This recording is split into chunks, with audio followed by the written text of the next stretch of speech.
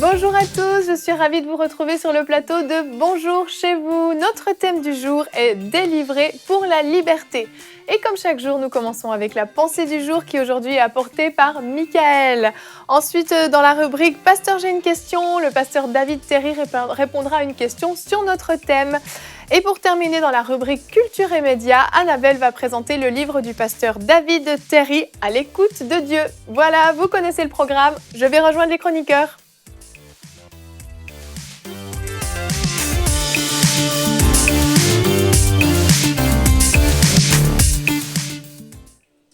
Bonjour à tous. Bonjour. Comment allez-vous aujourd'hui? Ça va bien. Ça va bien. Très bien. C'est une belle journée. C'est une belle journée, en effet. Votre dernière journée sur le plateau de Bonjour chez vous. Déjà. Mais vous reviendrez. Certainement. On viendra. C'est silencieux, ben oui. On va prendre l'avion, Mais on va c'est venir. c'est ça.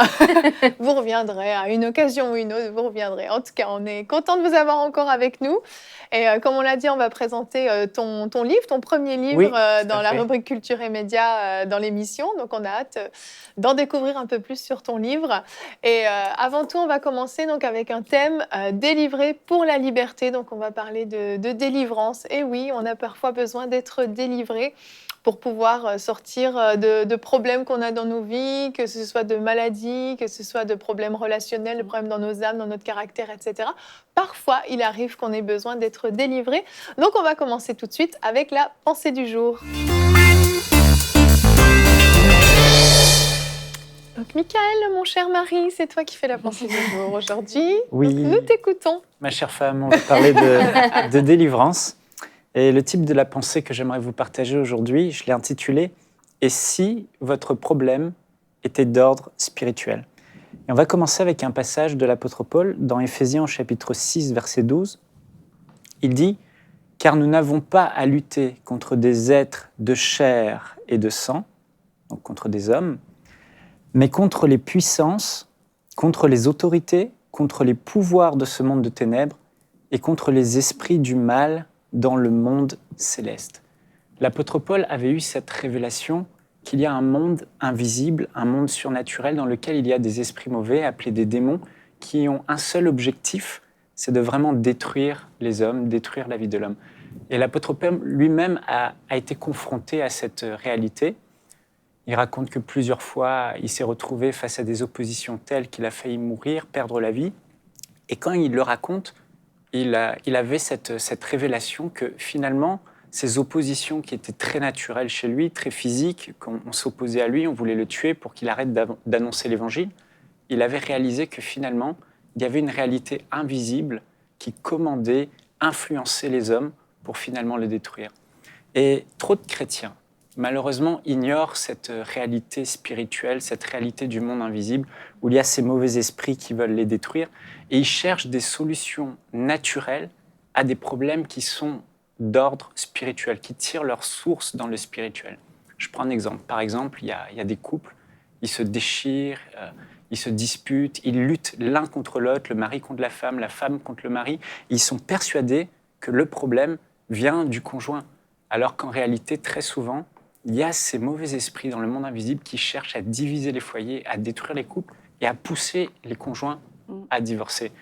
Ou encore certaines personnes qui vivent dans des peurs récurrentes, des problèmes émotionnels récurrents, chroniques, ou encore des dépendances, certaines addictions, ils pensent que vraiment toutes ces choses sont très naturelles, viennent d'eux-mêmes et ils luttent avec eux-mêmes, alors qu'en réalité, il y a un monde invisible qui influence toutes ces choses et qui les oppresse dans le monde invisible. Et j'aimerais vous parler de mon témoignage. Moi-même, j'ai vraiment souffert pendant de longues années à lutter contre moi-même parce que je ne discernais pas quelle était la source du problème que j'avais. J'étais vraiment susceptible au plus haut point et ça détruisait mes relations. Si une personne que j'aimais me faisait une remarque, c'était pour moi la fin du monde. Je me souviens souvent, j'arrivais dans des groupes avec des amis qui m'aimaient et à peine je rentrais dans la salle, je me sentais tout de suite de trop, je me sentais rejeté. J'allais dans un coin pour m'isoler, je préférais jouer avec des enfants plutôt que jouer avec des adultes.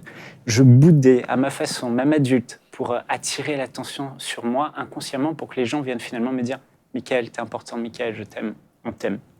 Et là, quand j'ai rencontré ma femme, Evelyne, gros plan sur elle. Ça a été le summum du summum de l'épreuve et de la souffrance. Parce que là, j'avais un vis-à-vis et je l'aimais et pour moi, ça allait devenir ma femme. On était fiancés et quand elle me faisait une remarque, c'était vraiment la catastrophe. Là, je me souviens un soir au téléphone, on s'était disputé à ce sujet et j'ai raccroché le téléphone. J'étais dans mon lit et je pleurais. J'ai crié à Dieu, j'ai dit « Mais Seigneur, pourquoi je suis comme ça? Pourquoi je ne supporte pas les remarques? Pourquoi il y a quelque chose en moi qui se noue à l'intérieur, un blocage? J'arrive plus à parler. Je m'en sors pas, Seigneur. Aide-moi, dis-moi ce qui va pas. » Et je pleurais. Et là, j'ai entendu la voix du Saint-Esprit. Dieu a eu compassion de moi. Il m'a dit « Michaël, tu es victime d'un esprit de rejet. » Et là, mes yeux se sont ouverts. Et j'ai réalisé que toutes ces années, je m'étais blâmé. Je m'étais accusé. J'avais lutté contre moi-même, contre mes propres pensées, alors que finalement, j'étais même pas coupable. Il y avait un intrus qui avait élu domicile dans mon âme depuis mon enfance, qui squattait là, et ce dont j'avais besoin, c'était de l'expulser. Et si je l'expulsais, mon problème était réglé. Et c'est ce que j'ai fait. J'ai pris autorité, je suis rentré dans la prière, dans l'esprit, et de tout mon cœur, j'ai pris cette autorité au nom de Jésus, et j'ai commandé à cet esprit de rejet de quitter ma vie. Et là, j'ai beaucoup pleuré, et j'ai été délivré. Depuis ce jour, l'oppression a cessé. C'est vrai qu'on est toujours confronté au rejet. Je peux me retrouver à être confronté à des gens qui ne m'aiment pas, qui me rejettent. Mais il n'y a plus en moi cette force qui me domine, que je ne peux pas moi-même dominer. Et les pensées négatives qui peuvent m'assaillir, je peux et j'ai la capacité de les rejeter. Parce que l'influence de ce démon qui avait fait intrusion chez moi, dans mon âme, est partie. Amen. Et peut-être que c'est votre cas aujourd'hui. J'aimerais terminer par là. Et vous avez peut-être vous aussi un problème dans votre âme, un problème récurrent, un problème émotionnel qui est là et qui demeure année après année. Vous savez que ce n'est pas normal. Il y a un dysfonctionnement chez vous. Dieu ne vous a pas créé comme ça. Et peut-être que vous avez réalisé en m'écoutant aujourd'hui que, bah oui, peut-être que la source n'est pas naturelle. Peut-être qu'il y a un esprit impur qui m'influence derrière, un démon. Et vous avez peut-être une dépendance de la pornographie, la séduction, les cigarettes, l'alcool, les jeux vidéo, les rêves impurs. Peut-être que jusqu'à aujourd'hui, vous pensez que c'était normal. Aujourd'hui, j'aimerais vous encourager à ouvrir vos yeux peut-être sur une autre source, une source spirituelle, un mauvais esprit, ou encore une souffrance émotionnelle avec des pensées négatives. Où que vous soyez, peu importe le contexte, elles sont toujours là.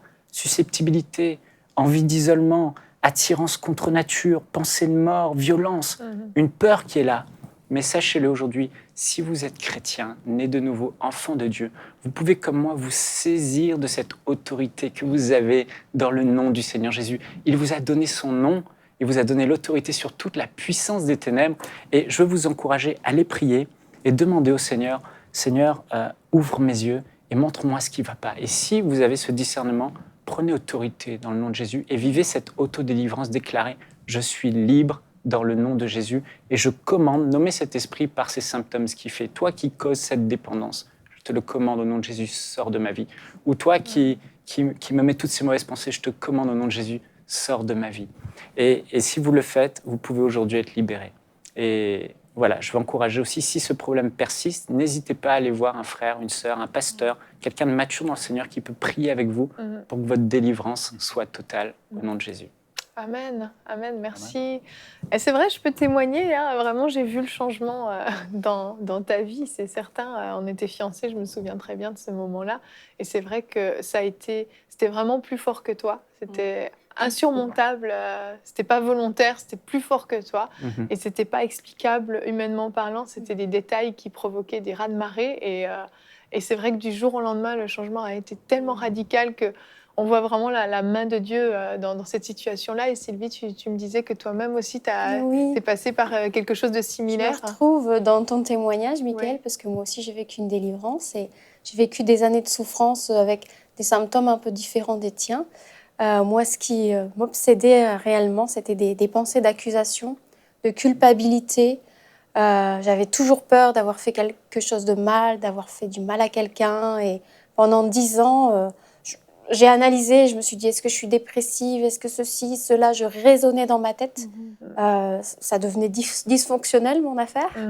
Et alors, j'aimais le Seigneur de tout mon cœur, on était déjà dans le ministère, j'étais baptisée dans le Saint-Esprit, j'avais une vie droite devant Dieu, je pratiquais pas le péché. Mais j'avais tout devenait une montagne d'interrogations, de questionnements, toujours des peurs, peur d'avoir fait quelque chose de mal, des accusations, la culpabilité, et ça tournait en rond dans ma tête. Et je vivais véritablement une oppression. Je me levais avec ça, je me couchais avec ça, une oppression qui me cernait. Et jusqu'à ce qu'en fait, le Seigneur réponde à notre cri de détresse, parce que David vivait ça avec moi. On souffre à deux dans ce Oui, cas-là. absolument. Et le Seigneur nous a conduits vers une personne qui avait un ministère de délivrance, qui a prié pour moi, qui a eu vraiment le discernement spirituel. Alors elle voyait dans l'esprit. Elle voyait le monde spirituel comme on voit dans la Bible avec Élisée. Oui. Et elle a vu que c'était pas un esprit de rejet, mais un esprit de destruction qui m'attaquait, qui lançait constamment des flèches sur moi. Et puis j'avais beau enlever une flèche, il y avait toujours une autre qui venait. C'est-à-dire, j'avais beau comme essayer de résoudre des problèmes, il y avait toujours des choses qui m'accablaient. En fait, c'était fou. Et elle a prié pour moi, c'était radical. Les pensées obsessionnelles ont cessé. Alors, quand elle a prié, il n'y a rien eu de spécial. Elle a prié calmement, tranquillement. Mais alors, ça a été vraiment efficace. C'est le résultat qui a été et puis, c'est ça, c'est que j'ai retrouvé une paix que j'avais perdue depuis des années. Et puis, j'étais capable de faire la part des choses, et puis d'être normale. C'est ça, tu étais lucide, en fait. Oui. Ce qui me préoccupait par le passé, ça ne me préoccupait plus. Cette dimension spirituelle, surnaturelle, avait complètement disparu. Ce qui me préoccupait par le passé, ça ne me faisait plus ni chaud ni froid, en fait.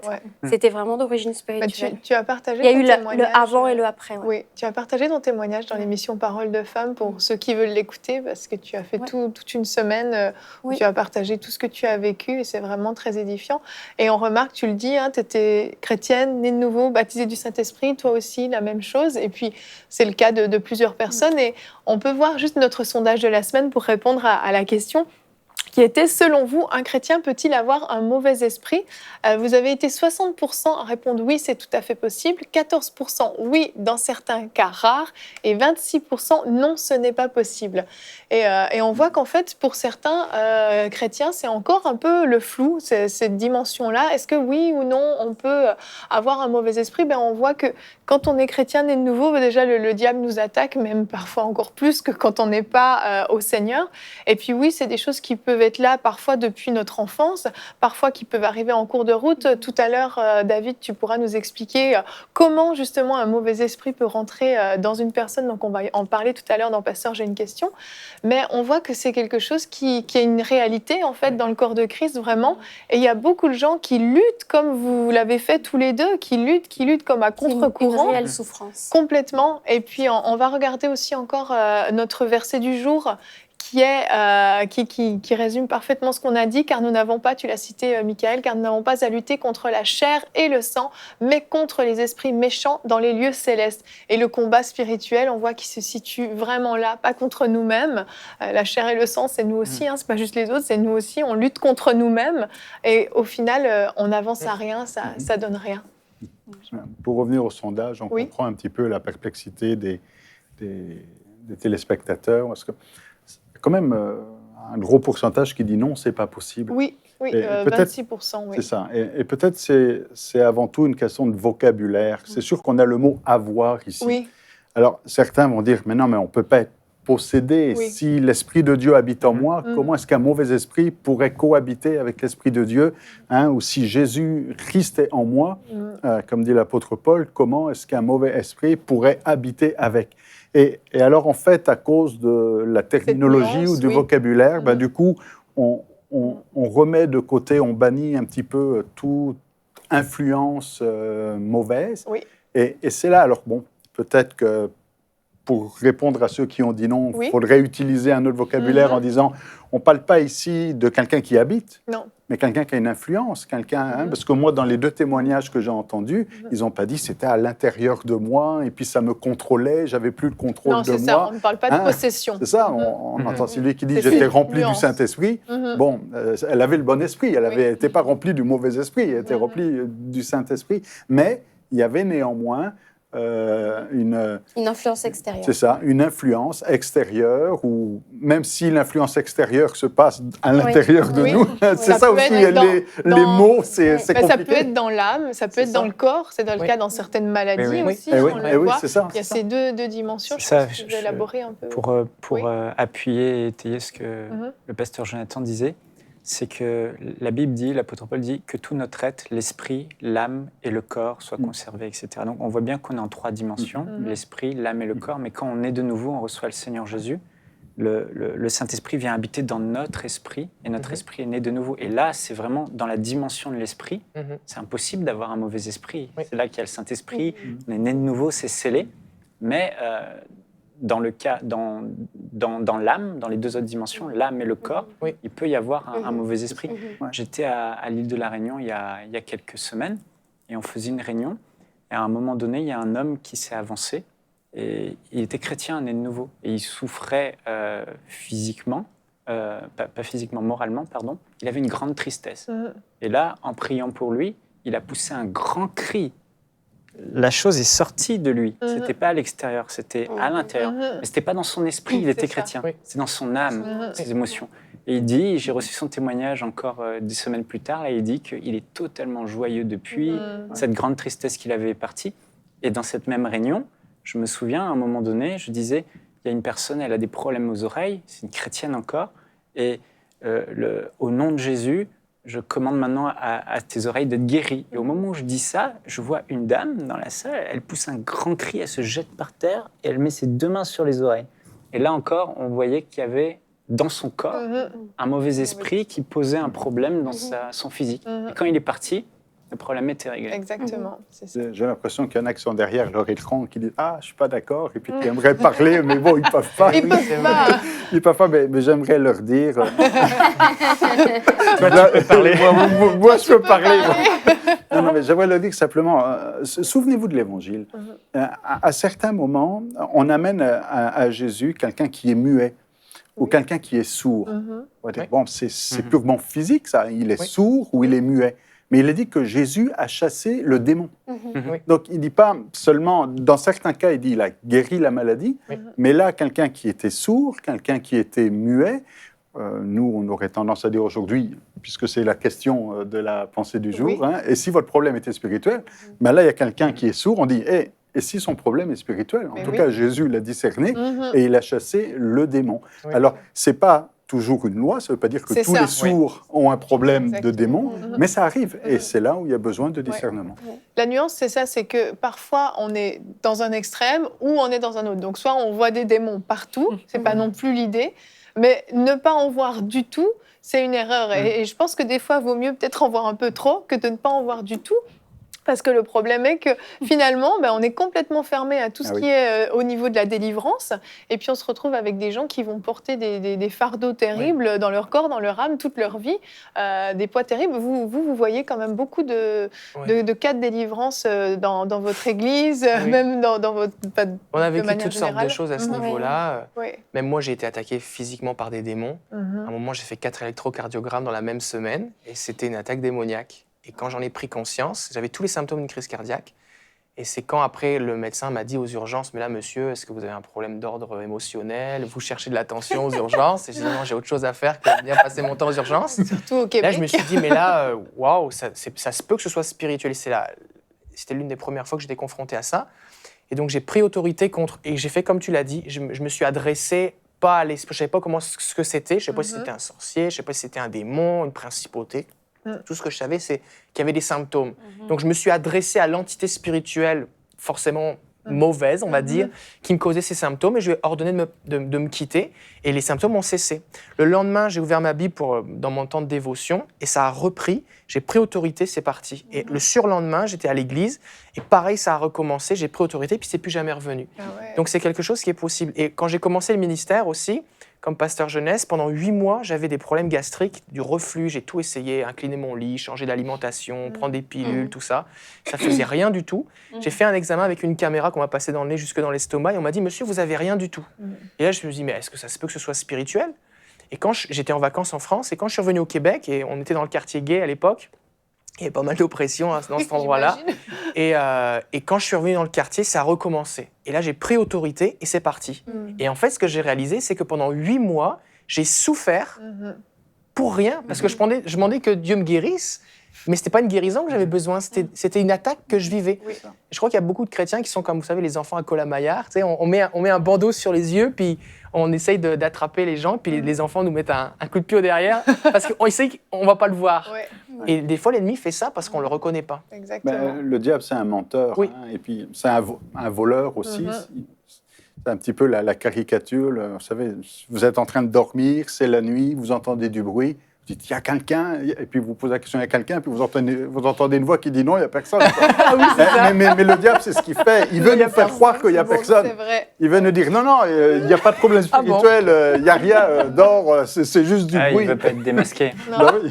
c'est ça. Elle est bonne, celle-là. Exactement. Mais c'est vrai, il veut pas être démasqué, effectivement. Et quand il est démasqué, là, c'est là où, généralement, on peut voir justement des manifestations démoniaques. Tu voulais rajouter quelque chose, Annabelle? C'est que aussi, à l'inverse, le diable peut se déguiser en ange de lumière et que, comme toi, tu as fait, changer l'inclinaison de ton lit, l'alimentation, etc., que quelquefois, ces choses naturelles qui ne sont pas mauvaises peuvent finalement devenir des outils entre les mains du diable pour nous faire perdre du temps, pour nous décourager, pour nous faire peur, et parce qu'on est là en train de chercher une solution dans le naturel et de faire attention à toutes ces choses, surtout en ce moment, dans le moment où on vit toutes ces nouvelles super potions ultra naturelles, l'alimentation, le bien-être, de faire attention que ça ne devienne pas une espèce d'idole finalement qui se cache, utilisée par l'ange de lumière qui nous fait croire une bonne vie bien équilibrée. C'est ça la solution, ça fait partie des solutions, mais si c'est une attaque du diable, si elle est très enflammée du malin, on a besoin de se défendre avec le bouclier de la foi, avec l'autorité qu'on a en Jésus-Christ, et c'est pas un style de vie qui nous donne la victoire, c'est vraiment le nom de Jésus. Oui, amen. Et plutôt que d'être dans un mode essai-erreur, il faut discerner. Exactement, c'est C'est vraiment pour le ça. discernement spirituel. Tout à fait, exactement. Oui. Et on en vient à notre question. On va enchaîner avec ça, avec notre question dans la rubrique Pasteur. J'ai une question. C'est donc André du Canada qui a demandé comment les mauvais esprits font-ils pour entrer dans une personne. Alors, Dis-nous tout. déjà, ce que je voudrais dire, c'est que souvent, les gens s'arrêtent sur cette dimension, est-ce que je suis possédé ou pas possédé? Oui. Et comme Jonathan l'a dit, et Michael, c'est qu'il y a cette notion que c'est mon esprit qui naît de nouveau. Donc, si j'appartiens à Jésus, je lui appartiens. Donc, pour essayer de simplifier, je vais essayer de vulgariser un peu les choses. Mais imaginez quelqu'un qui achète une maison, il devient le propriétaire de la maison. Maintenant, il est possible qu'à l'intérieur, il y ait des termites, des rats, des chauves-souris, des fourmis, ou des squatteurs, pour reprendre ton expression tout à l'heure, et qui ne sont pas désirés par le propriétaire et qu'il va falloir chasser ou expulser. Donc, il y a une différence entre appartenir et puis avoir une influence ou une occupation. Pourquoi est-ce qu'on peut y avoir un démon dans un corps? La Bible dit que notre corps est le temple du Saint-Esprit, donc le Saint-Esprit est un esprit, et s'il peut habiter dans notre corps, un démon aussi. Aussi, c'est important de comprendre qu'il y a différents niveaux d'influence. Il y a des influences qui sont plus ou moins fortes, et des fois c'est caché. Et des fois les gens se disent, oui, mais lui, il y a une telle manifestation, ça devait être très fort. Mais en fait, je voudrais affirmer ici quelque chose, c'est que ce n'est pas les démons qui se manifestent le plus qui sont les plus dangereux. Parce qu'un démon, quand on dit juste « bonjour, je suis chrétien », qui se met à hurler, c'est qu'il n'est pas très résistant. Oui. Et il y a des démons qui sont résistants à la religion. Et on voit Jésus, à un moment, va dans une synagogue. Et c'est seulement quand Jésus arrive que le démon se manifeste. Oui. Et ce gars-là venait à la synagogue tous les samedis. Donc, rapidement, j'aimerais dire que dans Éphésiens 4,27, il est dit « ne donnez pas accès au diable ». Alors, on pourrait parler de plein de sujets, mais et le mot ici, on peut traduire aussi « pas de place, pas de lieu ou pas de prise ». Alors, si Paul dit aux Éphésiens, c'est dans le même texte que tu as lu tout à l'heure, qu'on ne doit pas donner accès au diable, ça veut dire que, un, c'est possible, et deux, la question qu'on devrait se poser, c'est oui, mais alors si je lui ai donné accès, qu'est-ce que je fais maintenant? Parce que ce n'est pas le fait de dire je ne crois pas que c'est possible qui va régler la question. Non, ça c'est sûr. Donc, en fait, ce qu'il faut comprendre, c'est que les démons fonctionnent avec un droit légal. Dans Actes 26, 18, il y a un texte qui dit pour qu'ils passent des ténèbres à la lumière et de la puissance de Satan à Dieu. Et ce mot puissance, ici, c'est le mot exousia, qui a une autorité ou un droit légal. Et en fait, ce qui se passe, c'est que si on a donné un droit à Satan ou à un démon ou à un sorcier dans notre vie, eh bien, il va fonctionner d'après ce droit. De la même façon que si je donne les clés de ma maison à quelqu'un, il va utiliser les clés pour s'en servir. Ou si je donne une procuration à quelqu'un, quelqu'un va pouvoir... Merci. Si tu donnes une procuration sur ton compte bancaire, je vais pouvoir faire des retraits en ton nom. Je vais pouvoir prendre des décisions en son nom. Alors, il n'y a pas vraiment de liste exhaustive dans la Bible des activités ou pratiques qui permettent à un démon de rentrer dans la vie d'une personne. Et en fait, j'aimerais vous encourager à vous tenir à distance des gens qui font des listes. Parce qu'en fait, ces listes, ce que ça fait, c'est que ça vient souvent décourager les gens qui ne sont pas dans la liste. Et là, on dit aux gens, tu n'es pas dans la liste, donc ton problème, c'est que tu lis pas assez ta Bible, tu pries pas, tu veux pas. Et on amène les gens dans le désespoir. On voit un moment Jésus qui va chasser un démon d'un enfant et les disciples n'avaient pas pu chasser ce démon dans Luc 9 quand il descend la montagne de la transfiguration. Les disciples étaient en train de discuter avec des docteurs de la loi et je pense qu'ils se posaient des questions, mais pourquoi est-ce qu'on n'a pas pu le chasser ? Et en fait, au lieu de trouver des raisons, il faut amener les gens à Jésus. Et ça se peut que vous ayez été confronté à un problème et que vous avez été voir des serviteurs de Dieu et que vous n'avez pas trouvé d'aide. Mais Jésus, lui, peut vous aider. Alors, ça ne veut pas dire que votre pasteur est un mauvais pasteur. Jésus n'a pas viré les disciples. Il leur a juste dit, il faut que vous alliez jeûner. Et donc, il y a différentes façons d'ouvrir des portes à des démons. Ça peut être des portes qu'on ouvre consciemment. Moi, une fois, j'ai rencontré quelqu'un qui m'a dit, j'ai demandé à Satan d'avoir des relations sexuelles avec moi.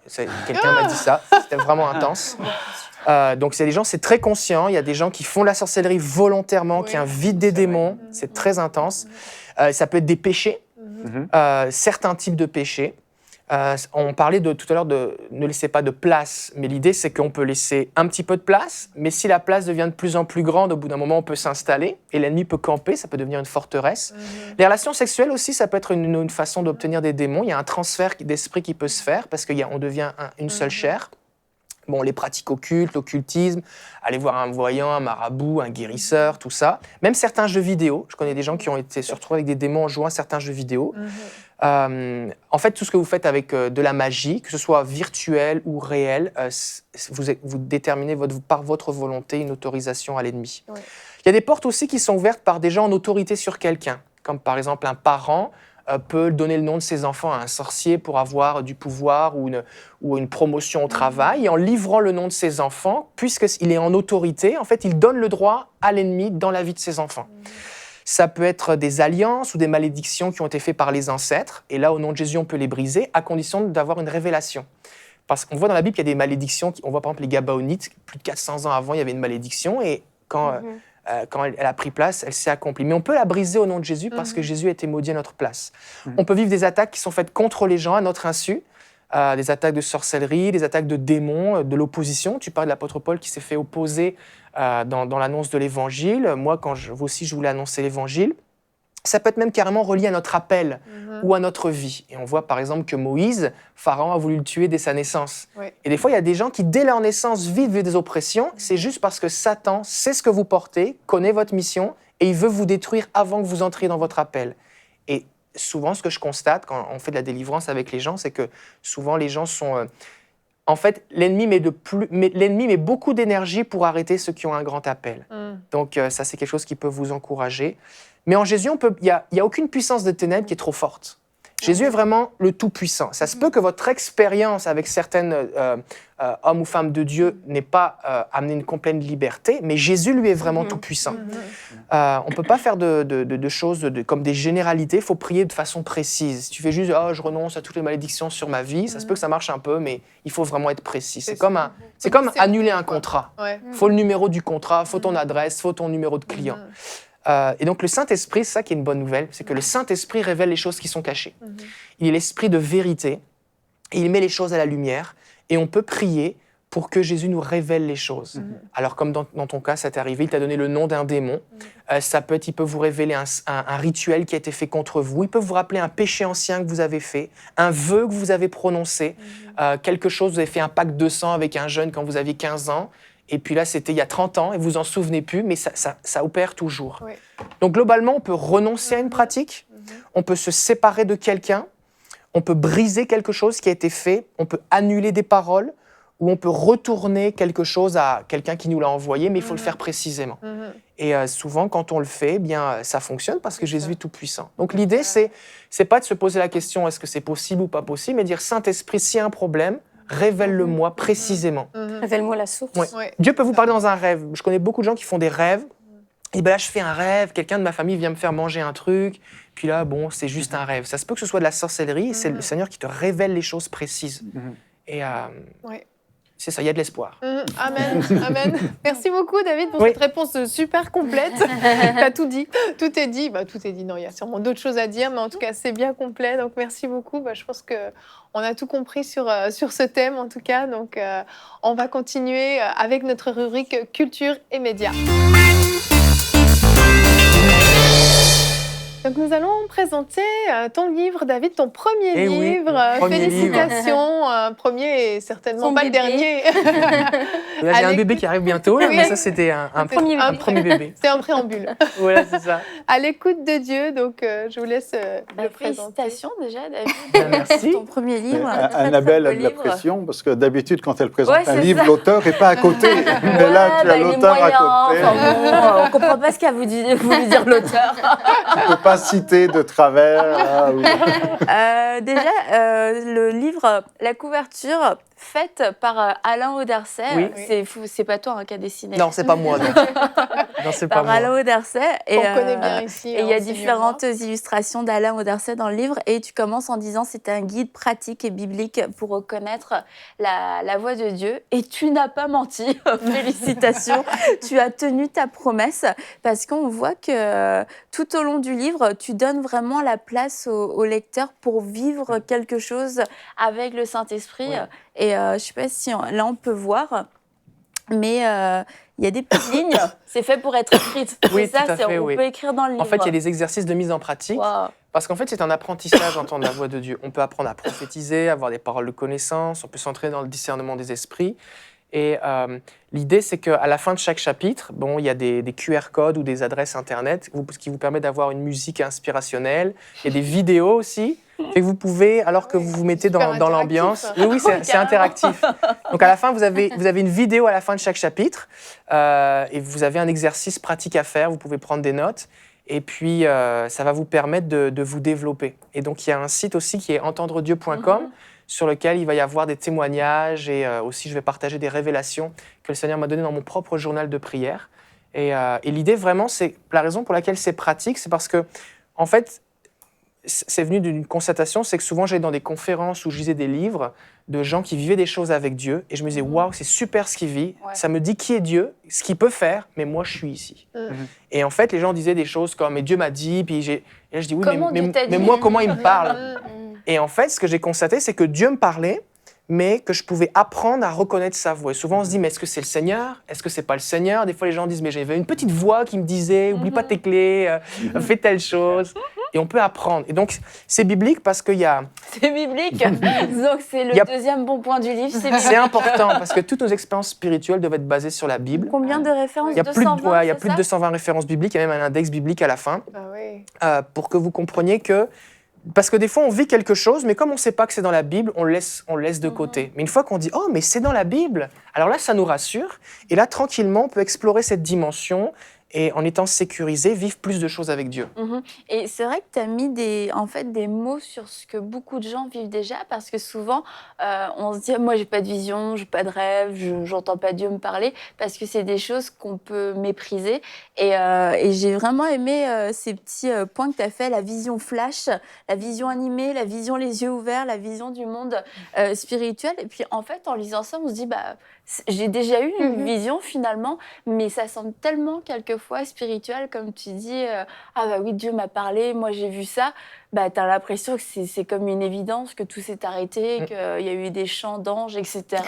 Et là, la vision flash, pour prendre cet exemple-là, tu dis c'est une image très rapide dans notre esprit. Et est-ce que je la prends ou est-ce que je la prends pas? Mais le fait que toi, tu aies mis des mots dans ton livre, en fait, ça nous montre, Dieu me parle à moi aussi, mais maintenant, je vais l'écouter, je vais l'entendre, et puis aussi, du coup, je vais y prendre attention, parce que souvent, on méprise beaucoup de paroles. Oui, tout à fait. C'est ce que dit Job 33,14. Dieu parle tantôt d'une façon, tantôt d'une autre. Donc déjà, juste croire que Dieu te parle d'une façon différente de moi, différente de toi, et donc apprendre à reconnaître ces choses. Et ensuite de ça, l'idée, c'est que si je laisse tomber les paroles de Dieu ou la façon dont il me parle, je ne vais pas pouvoir tenir compte du message. Donc, si c'est juste une impression pour m'avertir, si c'est un rêve, il y a une dimension de foi. Parce que Dieu, le fait qu'il me parle, ne veut pas dire qu'il va me forcer à faire ce qu'il me dit. Je reste libre, le juste vivra par la foi. Oui. Et donc, toute cette notion de reconnaître, et aussi j'aborde cette notion du fait d'écrire ce qu'on reçoit, de tenir un journal, ce qui permet en fait de bâtir un historique de confiance de ce qu'on a vécu avec Dieu. Et là, tranquillement, Dieu parle. Et des fois, Dieu parle comme avec un puzzle, un casse-tête. Il nous donne des morceaux. Un jour, on a un rêve, on lit un verset, on entend une prédication, quelqu'un nous partage un témoignage, et on reçoit tout ensemble. Et puis, ça ressemble à une image, il y a une unité, il y a une cohérence. Et donc, j'explique des choses très, très pratiques sur comment bâtir cette relation avec Dieu. Et en fait, tu as écrit ce livre-là parce que tu avais commencé, tu continues d'ailleurs avec l'école du ministère surnaturel francophone, et c'est des formations que tu donnes pour entendre la voix de Dieu. Et tu as déjà eu beaucoup de retours, beaucoup de témoignages. Oui. Et tu t'attends à ce que vraiment les gens puissent expérimenter quelque chose, j'imagine. Oui, tout à fait. Oui, en fait, c'est commencé par un parcours personnel dans lequel je me suis mis à persévérer, à vouloir entendre Dieu. J'ai lu sur le sujet, Sylvia avait fait des expériences. Et donc, ça m'a donné soif. Et donc, j'ai étudié la question. Et puis, je me suis entraîné chaque jour pendant au moins 1 an, 10 minutes par jour, à me mettre au silence et à écouter Dieu. Seigneur, qu'est-ce que tu veux me dire? Et à attendre.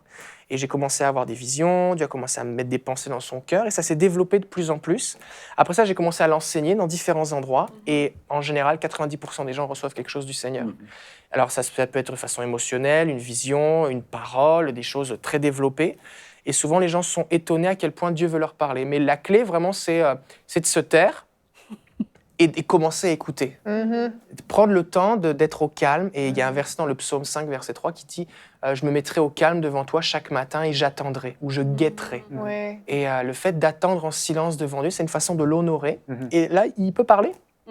Et donc, c'est un livre qui ne se lit pas d'une traite. Tu n'encourages pas à le dévorer sur le bord de la plage. Tu préfères que les gens prennent leur temps pour lire. Oui, en fait, dans chaque chapitre, j'aborde une des façons dont Dieu parle, que ce soit la vision, les rêves, le discernement des esprits, la parole de connaissance. Je donne des conseils pratiques aussi, comment développer un journal et puis analyser ce que Dieu nous donne, parce que la Bible dit qu'il faut examiner toutes choses, c'est important. C'est pas parce qu'on a quelque chose qui vient dans notre tête que pour autant Dieu nous parle. Donc c'est important d'examiner les choses par rapport à la Bible. Et je pense que ça va être comme un ouvrage de référence auquel les gens vont pouvoir se référer régulièrement par rapport à leurs expériences spirituelles. Et je pense que si vous lisez ce livre, vous allez commencer un voyage spirituel avec Dieu qui va vous amener dans des expériences surnaturelles merveilleuses et des révélations, des changements, des libérations. Et aussi, c'est plein de témoignages, des choses que j'ai vécues avec des gens autour de moi sur les 5 dernières années, et ça va, je pense, vraiment vous édifier. Merci beaucoup. Donc, ton livre est disponible sur entendredieu.com. Entendredieu.com. Et 18 €. Oui. Et livré gratuitement. Livré gratuitement partout dans le monde. Waouh! Oui. Ah bah dis donc. T'as entendu Dieu pour ça? Non, il avec a ton mari. entendu Jérémy Sourdril. En tout cas, félicitations à l'écoute de Dieu. On le recommande fortement. L'auteur est là en plus. On le recommande 2 fois plus. Tu peux me le dédicacer. C'est prévu, c'est Il prévu. y a un certain Jérémy qui recommande le livre aussi. Là. Oh, c'est pas son jour aujourd'hui. On en reparlera plus tard. Bon, bah, merci beaucoup pour ton livre, David. Je suis sûre que ça va bénir beaucoup, beaucoup de personnes. C'est vrai, on le recommande. Ça a l'air vraiment super. Moi, j'ai envie de le lire. Parce qu'il vient juste de sortir, il faut le préciser je quand l'ai même. eu il y a 3 jours, il est tout frais. là. Vous êtes les premiers à Il est l'avoir en encore main. tout là. chaud, là, il sort du four. Bon, bah, merci à vous pour cette émission. Je vous rappelle donc que les problèmes que vous pouvez avoir peuvent être parfois d'ordre spirituel. C'est quelque chose qui est possible. Donc, je vous invite à la fin de cette émission à vous tenir devant Dieu et à simplement demander au Seigneur de vous montrer d'où vient le problème. Est-ce que vous avez besoin d'être délivré? Est-ce que c'est quelque chose de spirituel ou pas du tout? Encore une fois, il ne faut pas s'ouvrir à tout et n'importe quoi. Il faut être équilibré et être rempli de sagesse. Ça tombe bien, le Seigneur va vous déverser toute sa sagesse. Il va vous aider à discerner d'où vient votre difficulté, votre problème, que ce soit de santé ou émotionnel ou autre. On vous dit à demain. Demain, on va aborder le thème pour notre dernière première journée de la semaine. Quelle attitude avoir quand l'épreuve nous atteint? Donc, on va parler d'épreuves, de difficultés. Et on va répondre au sondage « Comment réagissez-vous lorsqu'une épreuve vous atteint ?» Justement, donc on vous a posé la question. Je vous rappelle que notre sondage est disponible sur le site enseigne-moi.com et sur notre Facebook. Donc, je vous invite à y répondre. Et demain, nous aurons également la rubrique « C'est mon histoire » avec Audrey Mac qui va nous partager son témoignage de guérison. Voilà, à demain et bonjour chez vous et bon retour à vous deux. Merci d'avoir participé à notre émission. Au revoir.